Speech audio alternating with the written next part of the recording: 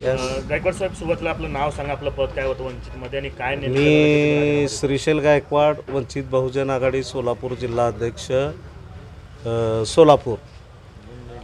काय नेमकं असं घडलं की आपण राजीनाम्याच्या निर्णयापर्यंत पोहोचलेला आहात? काय झालं? नाही, मला आदरणीय बाळासाहेब आंबेडकर यांच्याकडून निरोप आलेला आहे की आपण राजीनामा द्या. आमचे सोलापूरचे प्रभारी आहेत सोमनाथ साळुंके, यांच्याकडूनही मला सांगण्यात येत आहे की तुम्ही राजीनामा द्या.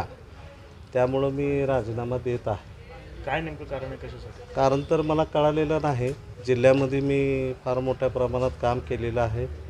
600 शाखा महाराष्ट्रात कुठंच केलेल्या नाहीत, पण सोलापूर जिल्ह्यामध्ये 600 शाखा काढलेल्या आहेत आणि जवळजवळ 2000 बूथ कमिटी तयार केलेल्या आहेत. आणि जे वंचित सोलापूरमध्ये संपलेली होती ती वंचित उभं करण्याचं काम मी रात्रंदिवस, मला वाटतं पहाटे 4-4 वाजेपर्यंत जाऊन शाखा काढलेल्या आहेत. एवढं मोठं काम मी वंचितचं केलं असताना मलाही शंका आहे की मला कशामुळं काढायला लागले ते मलाही कळत नाही.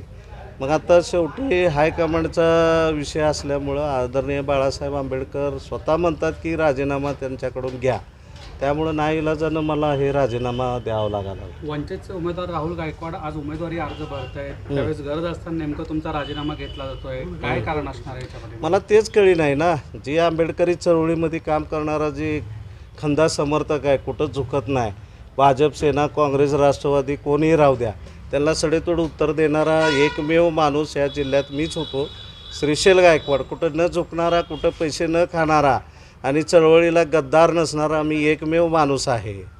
त्यांना कुठंतरी कुणाला तरी खटकत असेल. काही लोक आहेत की कुठल्याही पद्धतीनं त्यांना जरी काय खायला मिळत नसेल तरी अशा पद्धतीची भूमिका घेत असतात. यापुढची तुमची भूमिका काय असणार? मी आंबेडकरी चळवळीतच राहणार. निळा झेंडा सोडून मी कुठेही काम करणार नाही आणि शेवटपर्यंत मरेपर्यंत निळ्या झेंड्यामध्ये राहणार. आता वंचितचे जे उमेदवार जाहीर झाले त्या उमेदवारासाठी तुम्ही काम करणार का तुमचे कार्यकर्ते काम करणार आहेत?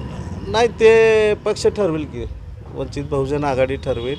तुम्ही वैयक्तिक काम करणार आहात का? नाही, मी आंबेडकरी चळवळीचं काम करत. जिथं बाबासाहेबांची चळवळ आहे तिथं श्रीशैल गायकवाड काम करणार आहे. माझं एक मिशन राहील की जी राज्यघटना धोक्यात आलेली आहे ती राज्यघटना जे कोणी वाचवेल त्यांच्या पाठीशी खंबीरपणानं उभं राहणार. बाळासाहेबांशी आपल्या या संदर्भात काही बोलणं झालं का? तुम्ही विचारणा केली की नेमकं काय झालं असेल? नाही, मला तशी संधीच दिली गेली नाही, चर्चाही झालेली नाही. त्यांच्याकडून प्रभारीला सांगण्यात आलं की श्रीशैल गायकवाड यांचा राजीनामा घ्या, तर मी ते राजीनामा घेतो आहे. पण एक महत्त्वाचा विषय आहे की महाराष्ट्रामध्ये जेवढेही वंचितचे जिल्हाध्यक्ष आहेत त्या सर्व जिल्हाध्यक्षांना माझी विनंती आहे की काम करून जर अशा पद्धतीची भूमिका जर वरिष्ठाकडून होत असेल तर हे चुकीचं आहे. जिथं आंबेडकरी चळवळ संपवण्याची भूमिका काही लोक घेत आहेत. कोण? काही लोक म्हणजे कोण घेतात? तर वरिष्ठ असतील, कोणी का राहू द्या, घ्यायला लागले ते चुकीचं आहे. स्वतः प्रकाश आंबेडकरांनी जर तुम्हाला सांगितलं असेल तर प्रकाश आंबेडकर तसं करतायत का?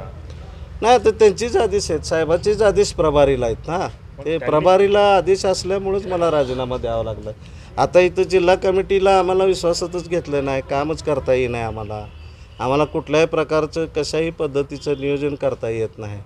जी यंत्रणा आंबेडकरी चळवळ संपवतात असं तुमचा आरोप आहे?